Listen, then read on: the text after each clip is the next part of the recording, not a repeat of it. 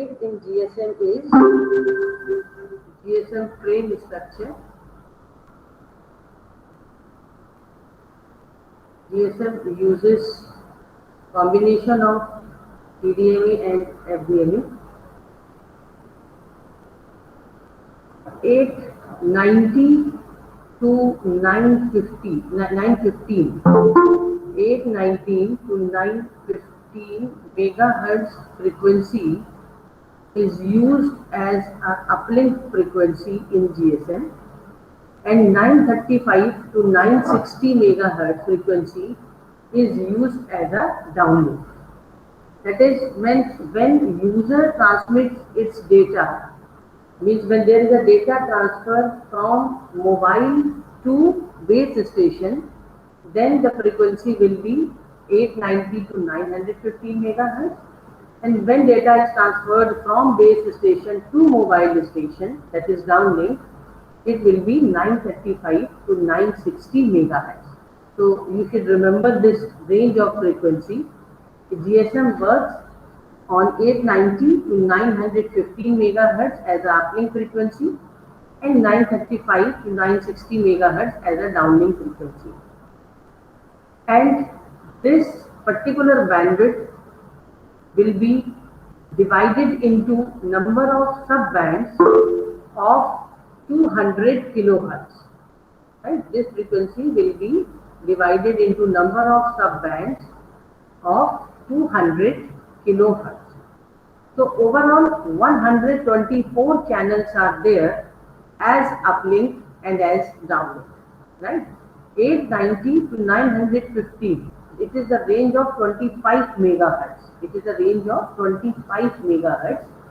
So when we multiply this 200 kilohertz by 25, right, it will be approximately, it will be 125. So 124 channels are allocated. One is for the guard band. So there are 124 channels. There are 124 channels of 200 kilohertz in each uplink and downlink. Here 25 megahertz divided into 124 channels, and each channel has a frequency of 200 kilohertz. So if there is a question that what is the frequency of one channel in what is the frequency range of one channel, that is 200 kilohertz. What is the total bandwidth in uplink and downlink? It is 25 megahertz. What is the number of channels associated with uplink and downlink in GSM? That is 124. And the one bandwidth is for uplink and downlink is 25 megahertz. So these figures must be learned to everyone. Then each 200 kilohertz sub-band is divided among 8 different TDMA slots, right? 8 different TDMA slots. So basically GSM total bandwidth is 25 megahertz. It is divided into 124 channels of 200 kilohertz. This is FDMA. Now one channel is used by 8 users, or we can say that there are 8 slots to use this particular frequency. So this is one channel is 200 kilohertz channel is divided into 8 GSM time slot, right?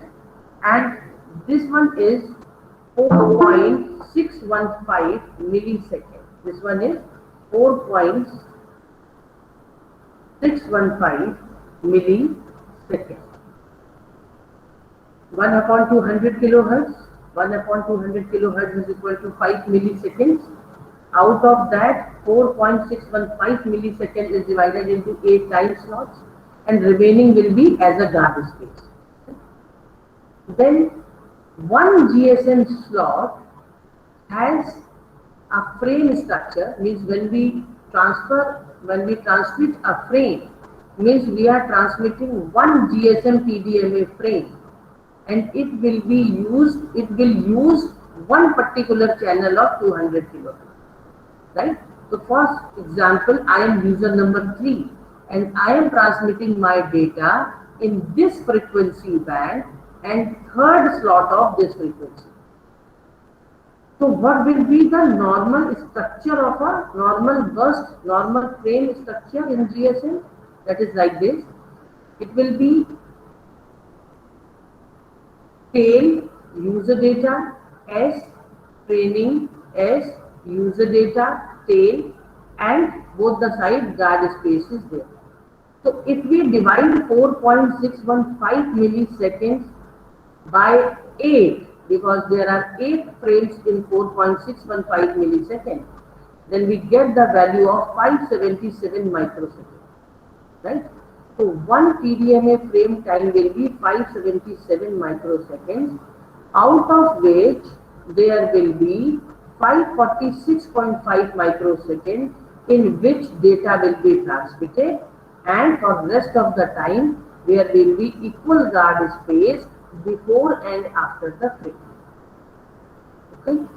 Overall, if we add this number of bits, it will be 148 bits. It will be 148. So what is the size in one frame of GSM? That will be 148 bit, right? And there is a 30.5 microsecond guard space. Total guard space is 30.5 microseconds. So clear?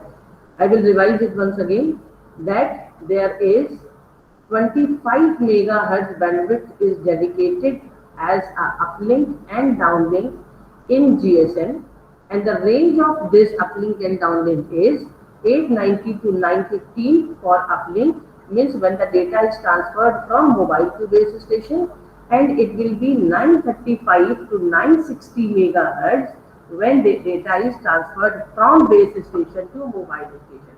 So overall bandwidth dedicated for uplink and downlink will be 25 megahertz, and this 25 megahertz bandwidth is divided among 124 channels of 200 kilohertz each.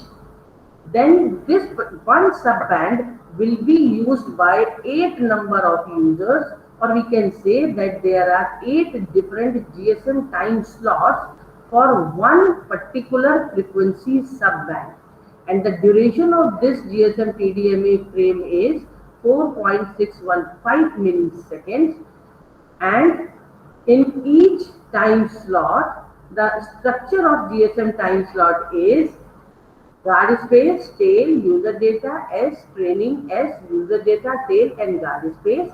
And when we divide this 4.615 by 8, we get the value of 577 microseconds, and this 577 microseconds, out of this 546.5 microseconds is the time period for data, and 30.5 microsecond will be the guard space, right? Is it clear? Then this is the structure of a normal user data frame. It's a normal bus. When we transfer the data, I will transfer my data of 57 plus 57, right? 57 plus 57 bit as a user data, means whatever I want to transfer my data, in one frame there is user data of 57 plus 57 bits total user data. And there are 3 bits on both the sides, 3 bits of tail and 1 bit of S, and then there are 26 bits of training in middle. So this is the basically the normal burst structure. So user data is whatever I am going to transmit, my voice, my file, or my video, whatever is that will be in the user data. And this tail is used to synchronize between your mobile station and base station, and this is all set to 0. It is all set to 0, means tail is always 000 in on both the sides. Tail is 000 on both the sides to indicate that this is the starting of the frame and this is the ending of the frame. So basically, to tell the receiver, to tell the second party that my data is started from here and my data will end here, these 3 consecutive bits as tail is appended at the starting and at the last of the normal burst before guard space, after and before guard space, right? So GSM time slot, that is normal burst, tail are all set to 0, and it is used to enhance the receiver performance. The training sequence in between, which is of 26 bit, it is used to adapt the parameters and select the strongest signal. So basically, in the transmission of one frame, after transmission of 57 bits of user, the base station is going to check whether I am sending my signal on the strongest powered channel or not, right? It will check if I am sending my data on the channel which is transmitted the data at highest power. So it will be checked by the training. So with the training bit, that 26 bit is used to adapt the parameter, to adapt to the real time scenario and select among the strongest signal before transmission of next 57 bits. And there is one flag bit which is S. It tells about whether this user data is the data of a user or it is a data something which is given by our network. So that will be means if we are firstly when we are going to dial a number, when we are going to dial a number, so first will be I am trying to connect, I am trying to make a physical connection between mobile station, base station and MSC, right? Mobile station is trying to make a connection to MSC through base station, right? So at that time, the connection requirement will be set on the field of a user data. It will be the data which is given by the network. It is the network control data. So this S flag will tell us about whether this user data is actually the data of a user or user trying to connect or disconnect from the network, and that network control information is associated on user data. So this is the, if S is equal to 1, if S is equal to 1, then it is user data. If S equal to 0, then it will be the network control data. Clear? So this is normal burst. So we should always remember this, that 25 megahertz for uplink and 25 megahertz for downlink, and there are 124 channels of 200 kilohertz in each uplink and downlink frequency range, and every sub channel is used by 8 different number of users, means there are 8 PDMA frame structures in one frequency band, which is of total duration 4.615 millisecond. Actually, when we divide 200, when we find out the reciprocal of 200, it will be 4.615. Sorry, it will be 5 milliseconds. 1 upon 200 is equal to 5 milliseconds. Out of that, 4.615 is used as a GSM TDMA frame of 8 slots, and before and after, here there is a guard space, right, of remaining time period. So actually, your 8 time slots time period is 4.615 milliseconds, and one slot, in one slot, one user is going to transmit its data, or in one slot, one connection request will be sent to base station. So that structure of that normal GSM frame is like this, that there will be 4.615 divided by 8, which is 577, and out of 577, 30.5 is the guard space on both the sides, and 546.5 as a user. Tail is always set to 0 to better synchronize to the receiver, and S bit is a flag. If it is 1, then user data is the data of the user. If S is equal to 0, then user data will be information related with network, right? And training is a duration. There is a duration of 26 bits. There is a duration of 26 bits in which there is a duration of 26 bits in which the channel will check, the system will check the data is transferred on this particular channel. If this has a maximum received signal power or not. If yes, then next 57 will be sent on that channel. If not, then channel change will happen, and user will transfer their data on the next channel. Right. So this is GSM normal burst. what are the types of the GSM burst? If I am, if user is transmitting its data, then it will be called as a normal burst. Burst means frame, right? Burst is similar to the frame as in the data communication. That in GSM it is called as a burst, right? So a normal frame is GSM frame or GSM bus. So normal bus is used for the data transmission.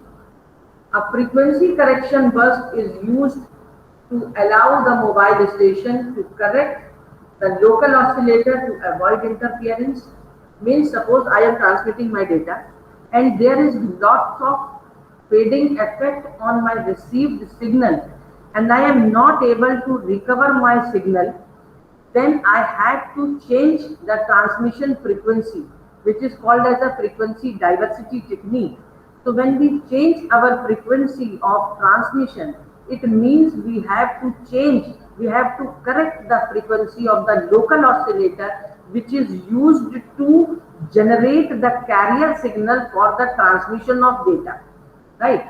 So at that time, a frequency correction bus is used to tell I am going to shift the value of local oscillator so that effect of interference can be minimized.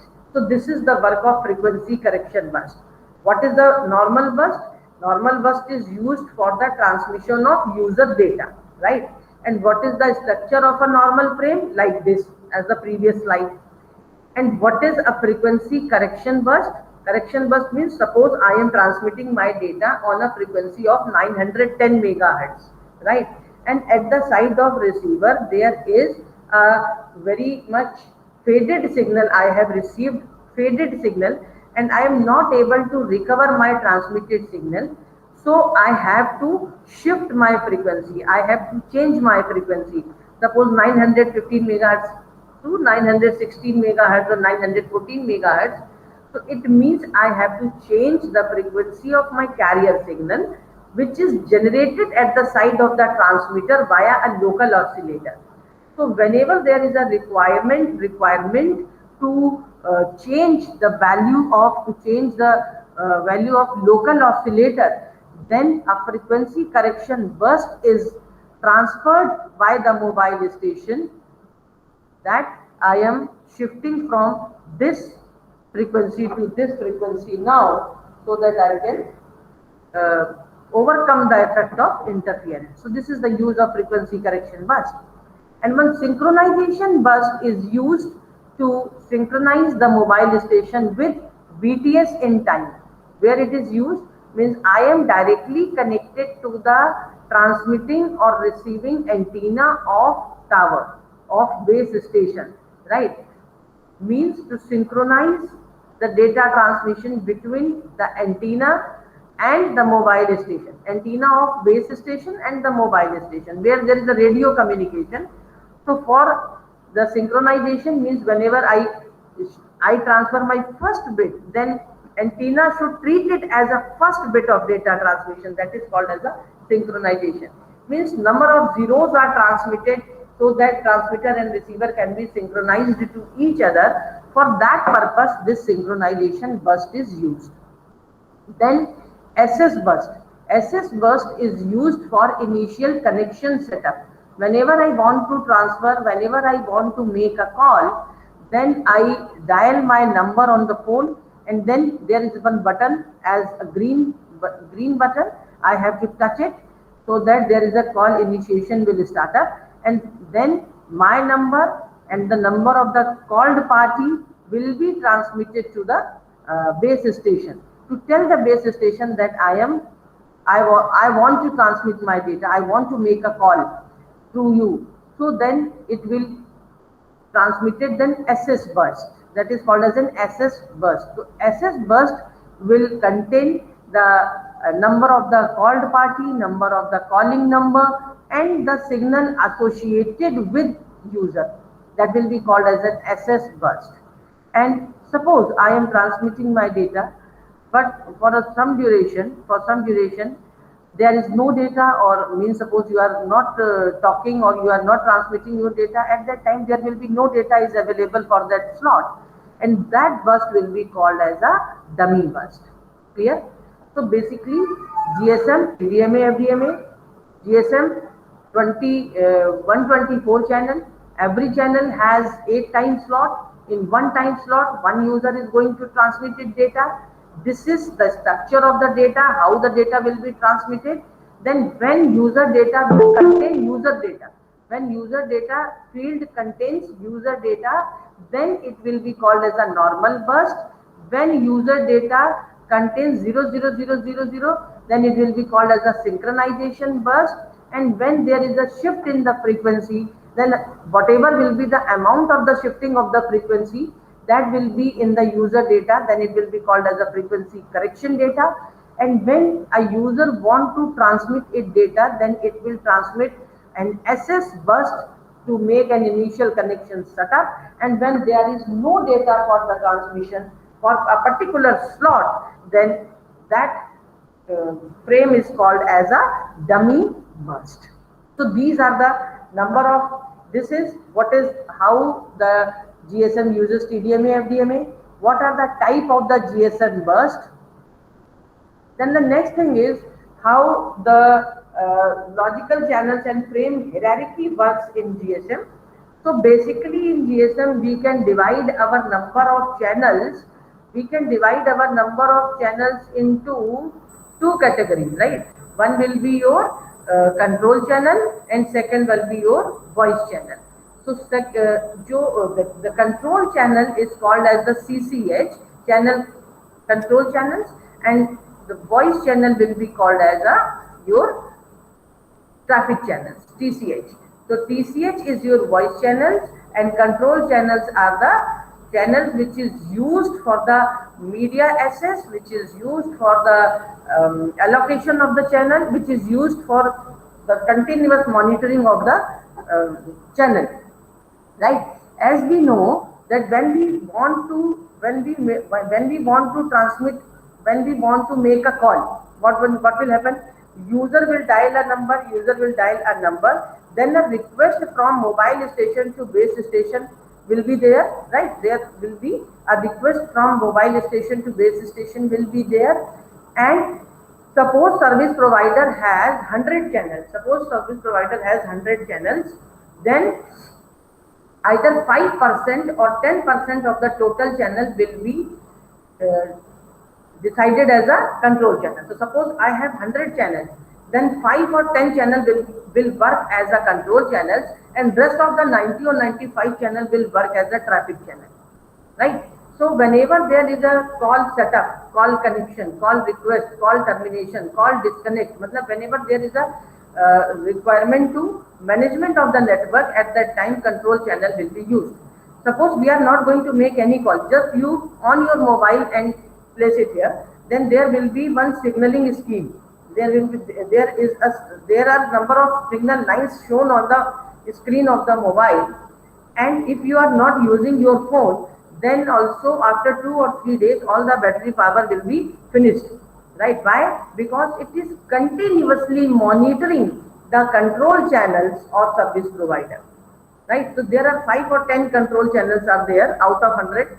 Then this mobile will continuously monitor those channels, and out of those control channels, the channel which is transmitted the maximum power, which is transmitted the data on the maximum power, that particular channel will be taken into account by the mobile. It means what? Mobile will continuously monitor that channel. It has the maximum power level. So whenever there is a requirement, I will use this particular channel, and that is called as the scanning of service provider, scanning of control channel. So it is continuously done by your mobile station. It is continuously done by your mobile stations.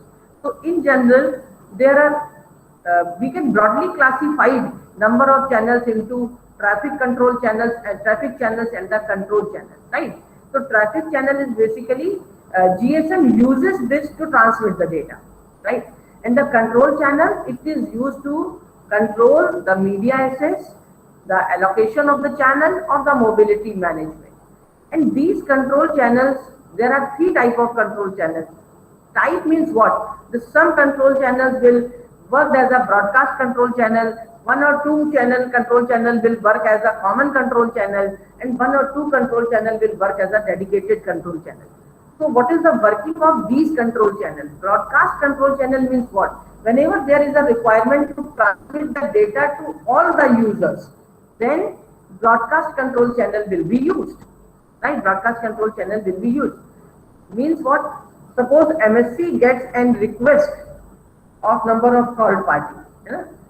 MSC doesn't know where this particular mobile subscriber is right now. Then what? It will broadcast the number of called party to all the base stations, and the base station will broadcast those messages to all the mobile subscribers. And the mobile subscriber whose number is similar to whose number is broadcasted, that mobile station will reply to the base station, yes, this is my number, this is my mobile, right? So basically, whenever there is a requirement to place a particular mobile number, then there is a use of a broadcast control channel, right?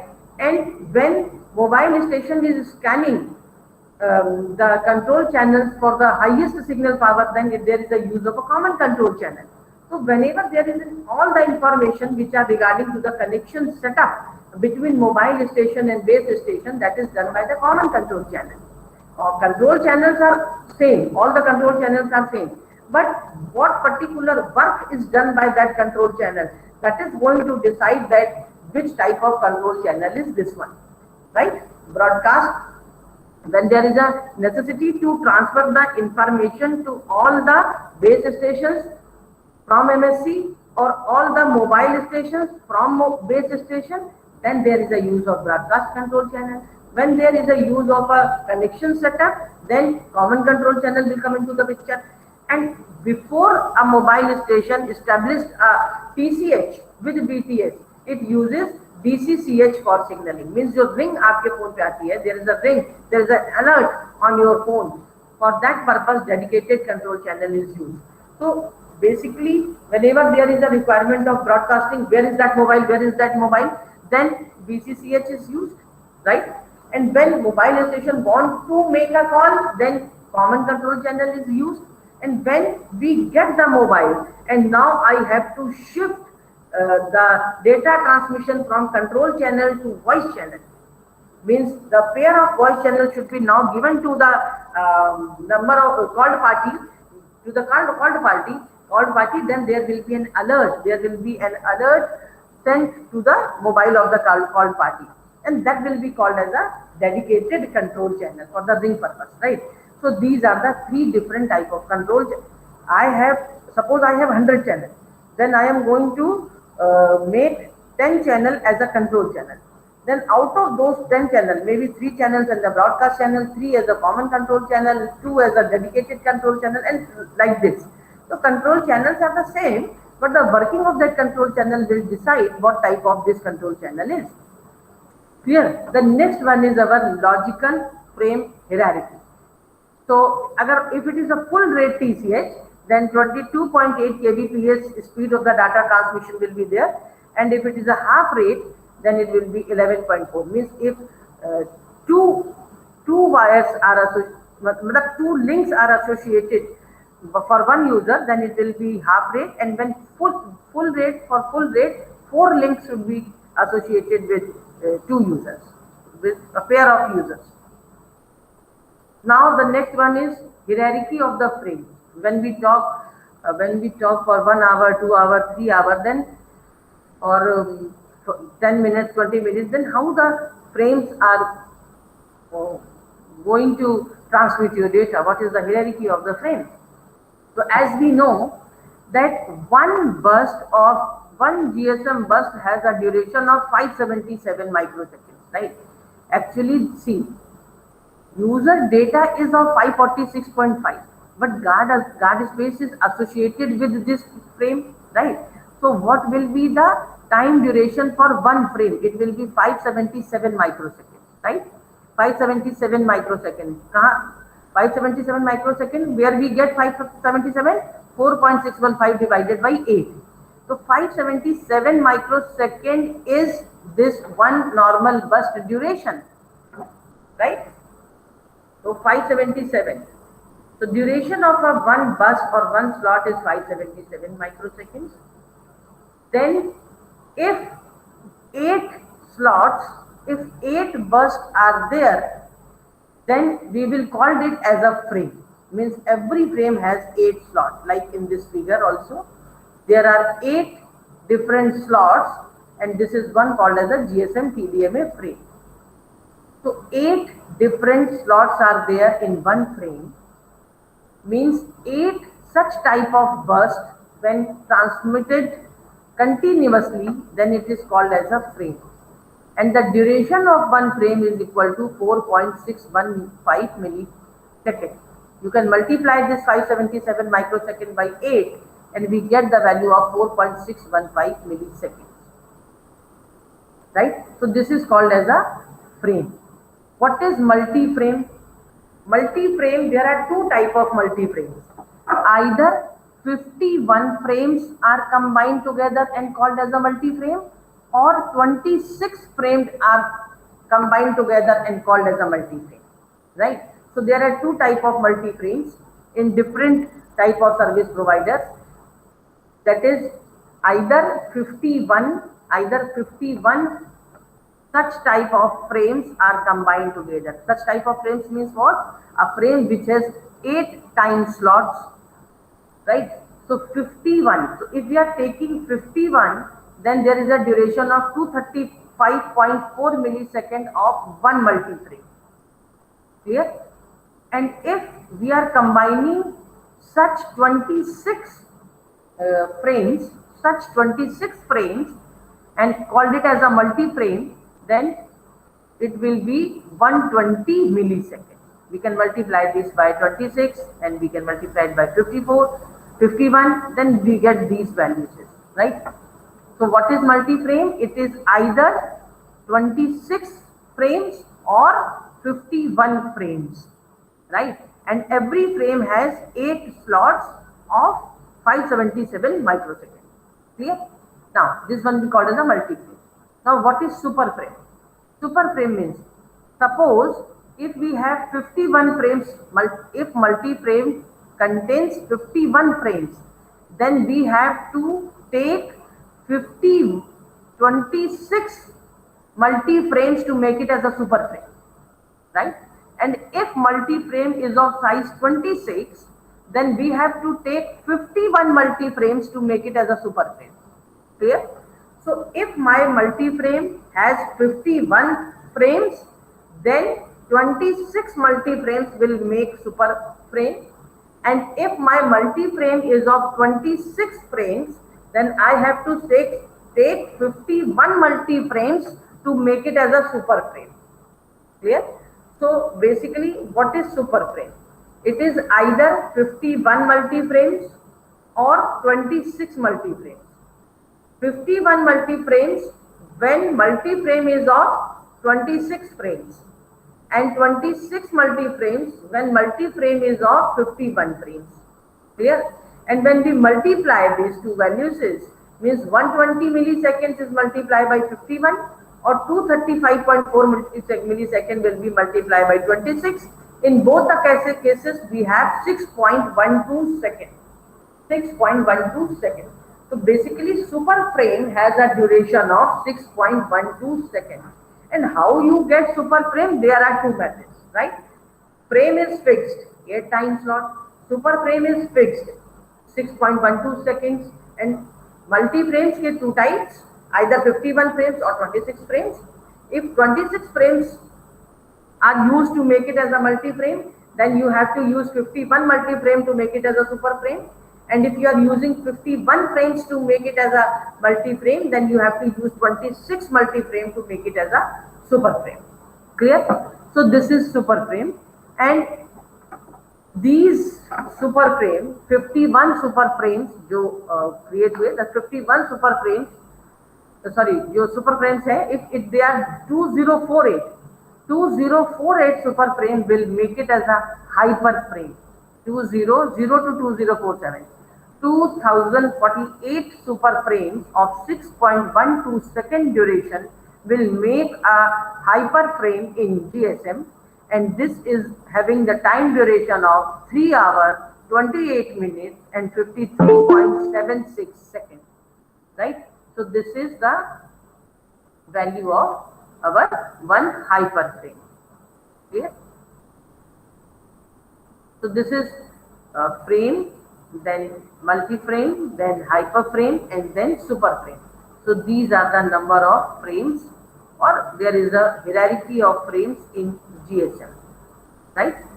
The next is your GSM protocol layers for signaling. So these are the four basic broad element in GSM.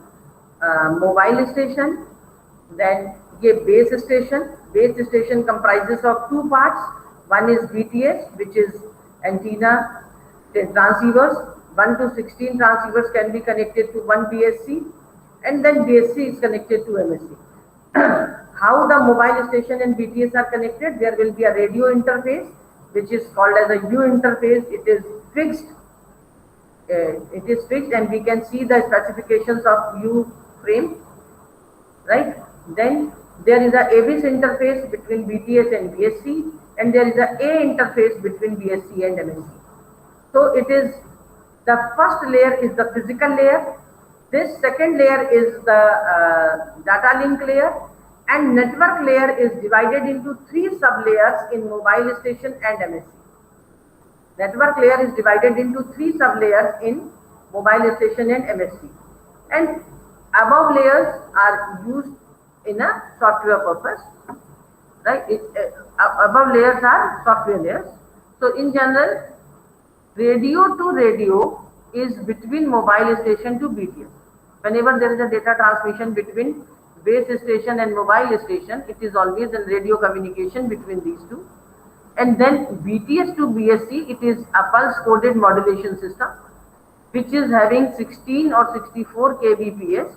Means 16 kbps is generated by the BTS, then four data will be multiplexed together and make it as a 64 kbps, and it is transferred to the BSC, and then BSC will transmit it 64 kbps, and then it is combined together to make it as a 2.045. 64 number of slots are there, and it will be 2.048 to the MSC, right? So they are connected either via coaxial cable or microwave link or your optical fiber. So these are the number of connections. This is your physical layer, in which radio specifications or PCM specifications used in BTS BSC. Then in data link layer, there is a link access protocol D layer in mobile, right? LAPD. And this will similar to the HDLC protocol, high data link control protocol, which we have discussed in the data communication, है ना, जिसमें आपका I frame, U frame, S frame, that is the similar LAPD protocol in this. And when there is a transmission between BSC and SSC, at that time SS7 protocol is used to transmit the data. Then these are the three layers, that is connection management, then mobility management, then resource rearrangement in mobile station and MSC. So this is BTS. BTS-M protocol is used to transmit the data between BTS and BSC, and RR is similar in MS and BTS, because these two are working at this side and radio interface. So physical layer, that is the layer 1. What is the working of the physical layer? It is used to structure the channel over the air interface. Physical layer creates the burst into TDMA frame, right? Data link layer work on TDMA frame. Data link layer is associated with frame, right? And physical layer is associated by bit data transmission. So here physical layer is associated by creation of burst, one time slot, right? And data link layer is associated to create a frame, then hyperframe, then superframe, and so on. Then the synchronization between mobile station and the base station is work of layer 1. Then detection of idle channel, means whether the channel is busy or not. If the channel is busy, then it will uh, look for the another channel. If it is idle, then it will transmit its data. So to detect the channel is busy or idle is the work of the physical layer. Then the measurement of the channel quality means what is the signal level we are getting on that particular channel, the work of physical layer. And it is used GMSK modulation for transmission of data for a long distance, right? So firstly, analog signal is converted into data, digital data, binary data, then it will be converted into the PCM, pulse coded modulation system.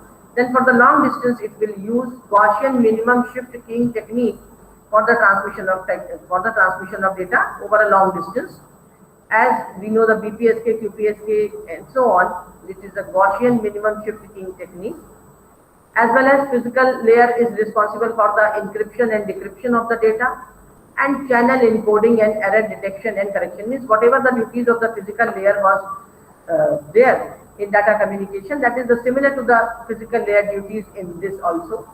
Then the second layer is the data link layer, in which we are using LAPD protocol, link access protocol for the D channel protocol.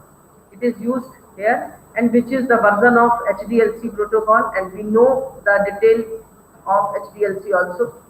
So it offers, HDLC means reliable data transmission. It is a connection oriented protocol, and message transfer protocol is used, which is SS7, to transfer the data from BSC to MSC.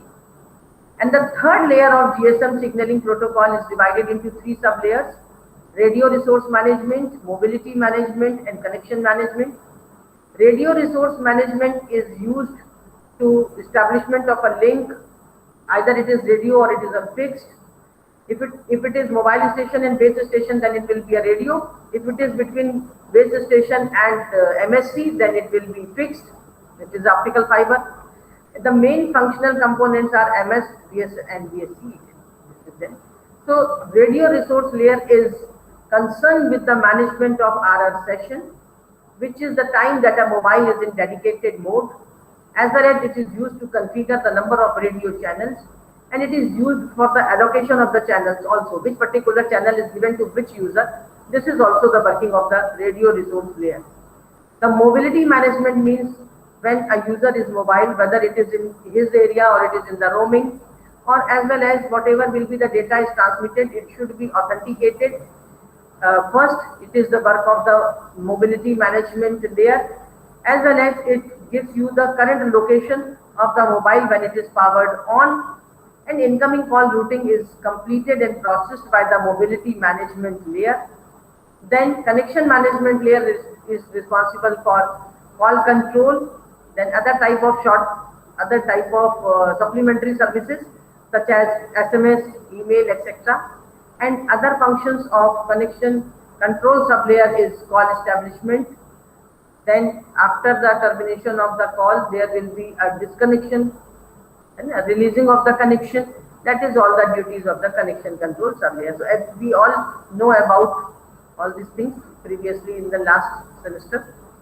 So basically data transmission uses PCM modulation, which offers 64 kbps data transmission via base station, and it allows the multiplexing of 416 kbps channel into single 64 kbps channel. BTSM is used for the BTS management, and SS7 protocol is used for signaling between MSC and BSC. Right, so this is about the sublayer of GSM. Then what is mobile subscriber ISDN number? Your real telephone number is called as a mobile subscriber ISDN number. The 10-digit mobile number will be called as the mobile subscriber ISDN number. So in 10 digits, initial 3 digits is +91, +92, etc., which is called as the country code. Then 2 to 3 typical places are for NDC, that is national destination code. And then there are maximum 10 decimal places up to subscriber number. Suppose this number is given to you, then this +91 will be your country code, India, and then 967 initial 3 digits is for national destination code, address of the service provider, means we are using Airtel, Hatch or BSNL or Jio, etc. So these 3 numbers is for national destination code, and then maximum 10 decimal places. nowadays we are using 7 decimal places, right? So 7 plus 3 will be 10-digit mobile subscriber number plus 3 country code. 3 digit country code, right? Then what is international mobile subscriber identity? Each registered user is identified by its identity, that is called as an IMSI number, International Mobile Subscriber Identity. This number is stored on your SIM, right? And that is different by your mobile number. If you see your SIM, there will be 16-digit number is placed on your SIM, which is called as the International Mobile Subscriber Identity, which is unique for every SIM. And a mobile is operated when a valid SIM means valid IMSI number, is inserted into a valid mobile, that is the IMEI number, right? So there are following parts of IMSI number is there also, 15 digit, the 3 digit for mobile country code, 2 decimal places for the subscriber provider, and then mobile subscriber identification number of 10 decimal places. Then there is a temporary mobile subscriber identity. This temporary mobile subscriber identity come into the picture when your mobile, when you are in roaming, right? Means you are out of your place. At that time, you have to use the service of some other service provider. Then it will take your data from your HLR, and store it into its VLR. VLR is the visitor location register. So whenever there is some mobile subscriber came into my area which is not our subscriber, then I don't know the information of that mobile, then I have to use its HLR.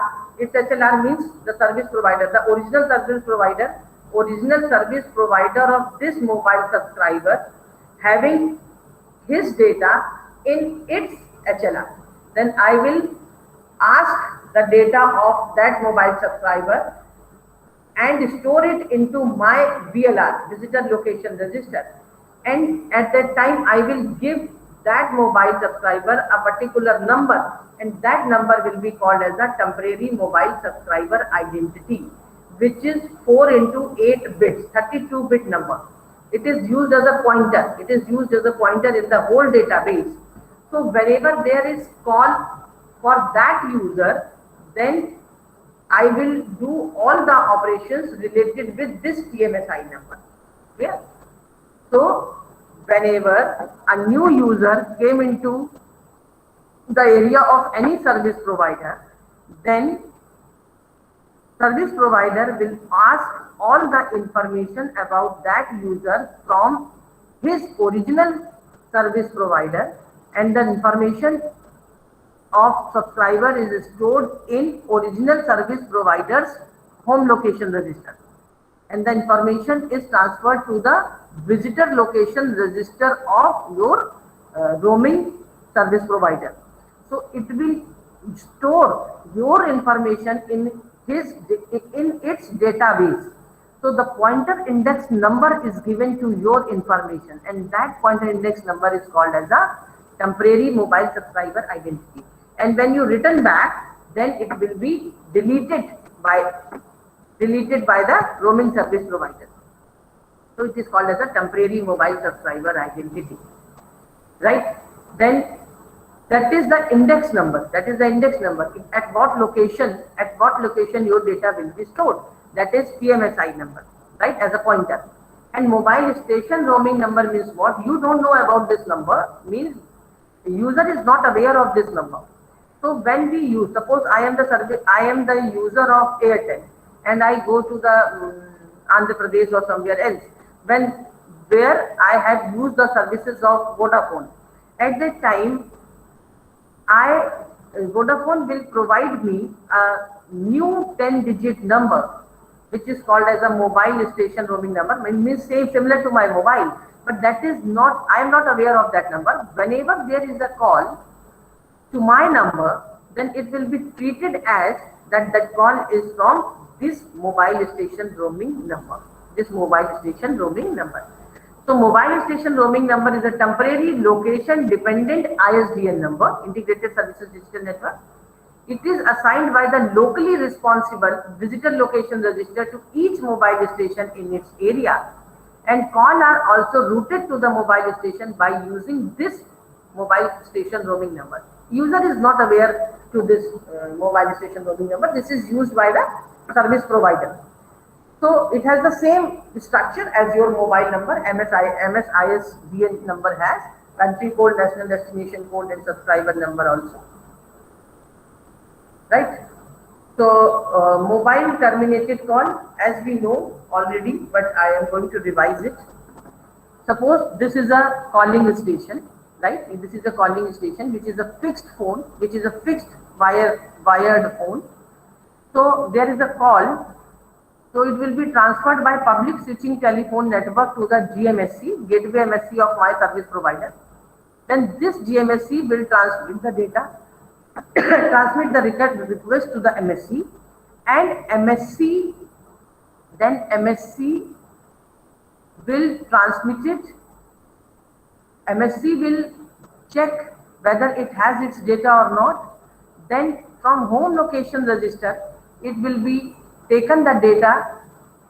If home location register does not have user's data, then it will be called for the visitor location register. Means suppose I am in roaming, ठीक है, मैं roaming में हूँ, मेरे number पे एक call आती है किसी फिक्स नंबर से, तो वो मेरे GMSC जो गेटवे MSC है, गेटवे MSC ही PSTN से, सर्विस प्रोवाइडर से सबसे कनेक्टेड है।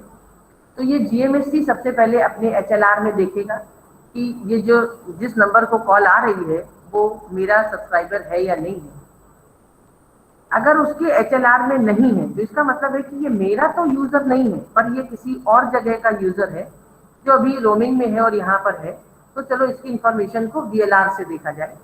विजिटर लोकेशन रजिस्टर में अगर उस यूजर की सारी इंफॉर्मेशन मिलती है कि ये नंबर है, इसको इस समय ये वाला रोमिंग नंबर प्रोवाइड किया गया है और इसका जो बिलिंग वगैरह करने का कंसेप्ट है वो इस तरीके से है, तो वो इंफॉर्मेशन HLR उससे ले लेता है और वो GMSC को बताता है कि हाँ ये नंबर इस समय अपने एरिया में विजिटर है और अपने पास एसोसिएटेड है। Then this GMSC will send a signal to the MSC, then MSC again checks, right? MSC again checks to the VLR कि आपका नंबर जो है वो इस समय जो भी क्राइटेरिया है, मतलब जैसे कि अगर सपोज कीजिए यहाँ पे जो GMSC है वो केवल ये चेक करेगा कि ये वैलिड है, यूजर का डेटा मेरे पास है या नहीं है। तो यूजर का डेटा अगर उसके पास है तो वो MSC को कॉल फॉरवर्ड कर देगा। अब MSC ये चेक करेगा VLR से कि आपका किस तरीके का प्लान है, प्रीपेड है, पोस्टपेड है, क्या है, वो इंफॉर्मेशन VLR से MSC लेगा। सारी चीजें सही होती हैं तो वो ब्रॉडकास्ट कर देता है और जितने भी बेस स्टेशन है सबके पास डेटा पहुंचता है। वो बेस स्टेशन मोबाइल स्टेशन को ब्रॉडकास्ट कर देता है। जिस मोबाइल स्टेशन के नंबर से मैचिंग हो जाएगी वो वापस रिप्लाई कर देगा 12 नंबर पे।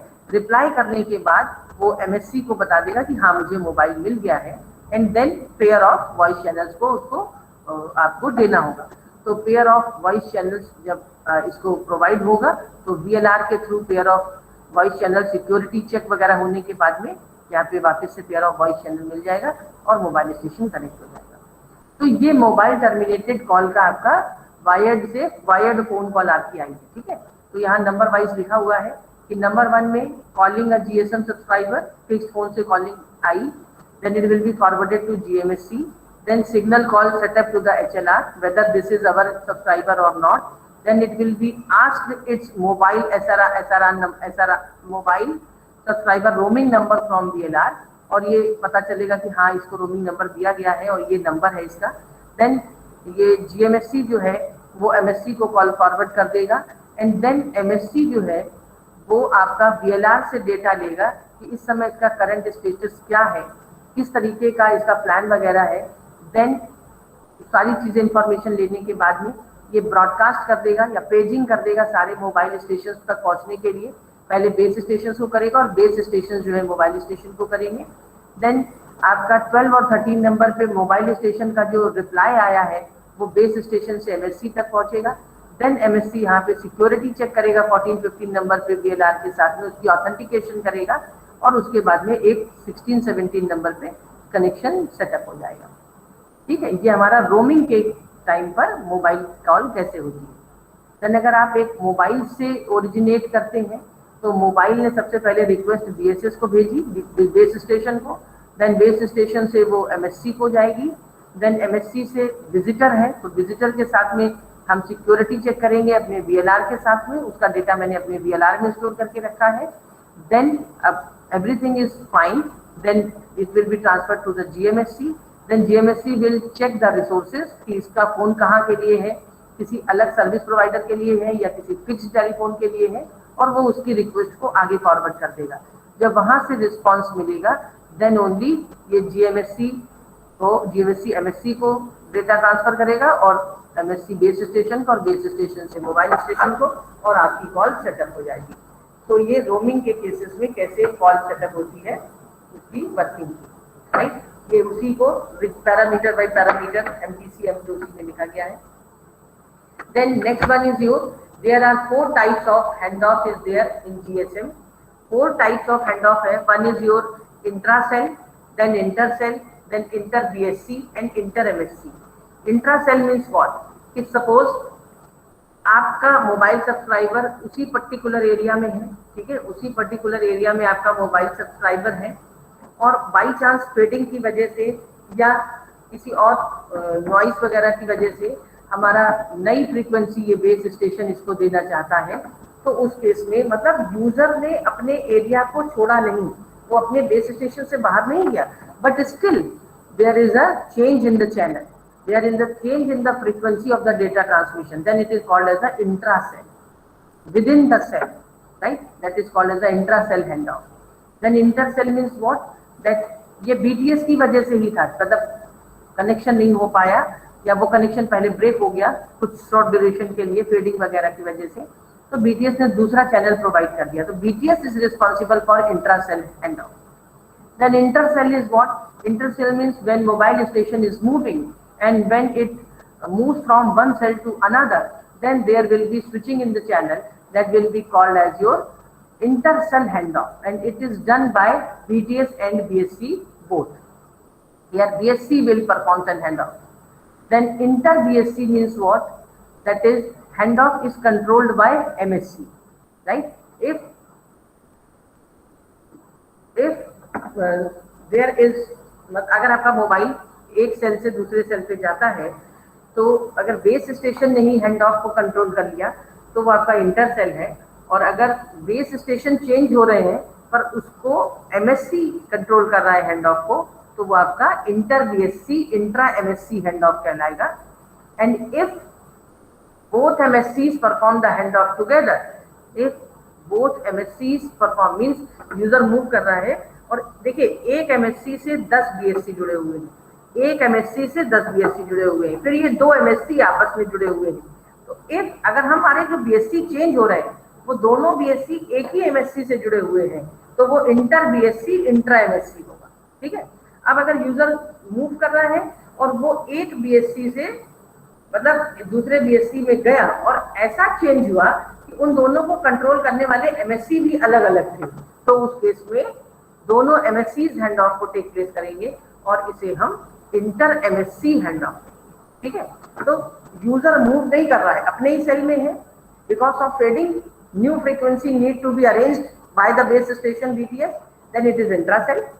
Then if mobile station move from one cell to another cell and BSC control the handoff, then it is called as the inter cell intra BSC handoff.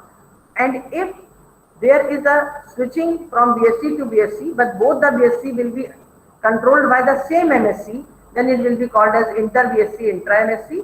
And now if both the BSCs are controlled by the different MSCs, then it is called as the inter MSC handoff. Then the last part is security in the GSM.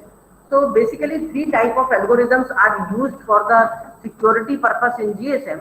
That will be your A3, A5 and A8. A3 is used for authentication, A5 algorithm is used for encryption and A8 is used for key generation. और ये सब public domain में है, हम easily internet से download कर सकते हैं कि ये क्या हमारी एल्गोरिदम्स हैं। अगर हम नया कुछ ट्राई कर रहे हैं तो हम इसको यूज कर सकते हैं एज इट इज। इसमें से A3 जो है वो सीक्रेट की पे वर्क करता है और ओपन इंटरफेस है, anybody can use. Then A8 is also like that, but A5 is standard. How it works in that authentication process? Suppose this is our mobile station, ये हमारा मोबाइल स्टेशन है और ये base station है जिसके through ये mobile station connected है. तो जब हम डेटा हमें सेंड करना है तो उस केस में एसएस कंट्रोल में there is a random key, and there is one KI. KI is individual subscriber authentication key. तो हर पर्टिकुलर सिम की अपनी एक ऑथेंटिकेशन की है 128 बिट्स की, जो मोबाइल नेटवर्क को भी पता है और आपके सिम को भी पता है. तो whenever there is a call set up between your mobile network and SIM, at that time this KI is known to both, right? And one 128-bit key is randomly generated by the mobile network, and it is shared to your phone, and it is shared to your SIM, it is shared to your phone. Then these two keys are the input to the A3 algorithm. These two keys are required input to the A3 algorithm, and when this A3 algorithm will perform, it will generate a result signed response of 32-bit. So when this random key is shared, then SIM also performed this A3 algorithm, right? And it will also generate this signed response. Then SIM will send this signed response to the mobile network. If both these two responses are the same, it means the user is authenticated. The user is a valid user, right? Clear? So there is a 128-bit authentication key is there. This is a combination of 101010. 128-bit key is there, which is called as the individual subscriber authentication key, and this is known to the network as well as your SIM also. So every time when you want to try to connect to the network will generate one random key of 128-bit and pass it to you also. Then at both the side as well, network as well as SIM performs this A3 algorithm and generate signed response. Then that signed response will be sent by the SIM to the mobile network. If both are same, it means user is authenticated. So for A3, authentication is used. And what is secret here? The secret is that random key which is generated by the network every time you demand for an operation, right? So that random key is here. And how the keys are generated for the data transmission for performing the encryption purpose to secure your data. At that time also, that 128-bit key is again there. Random key is again generated by this mobile network, and it is shared to your SIM also. Then they are performing A8 algorithm, which is for the key generation encryption purpose. So both will perform this A8 and generated this cipher key on both the sides, right? So this is a 64-bit key is generated with the help of that subscriber SIM and one randomly generated key, and this is different for every time. Right? It is different for each and every time. So this cipher key will be generated. Then whatever data you will transmit it, that is multiplied by, or whatever will be the algorithm A5. So A5 needs two things: one 64-bit cipher key and one is your data. Whether it is the data given by the network or it is given by the SIM. So they are giving to the A5 algorithm, and A5 will perform change your data into the encrypted data, and here also the data is converted into encrypted data, and the encrypted data will be transferred in both the directions via mobile station to mobile network and vice versa. So this is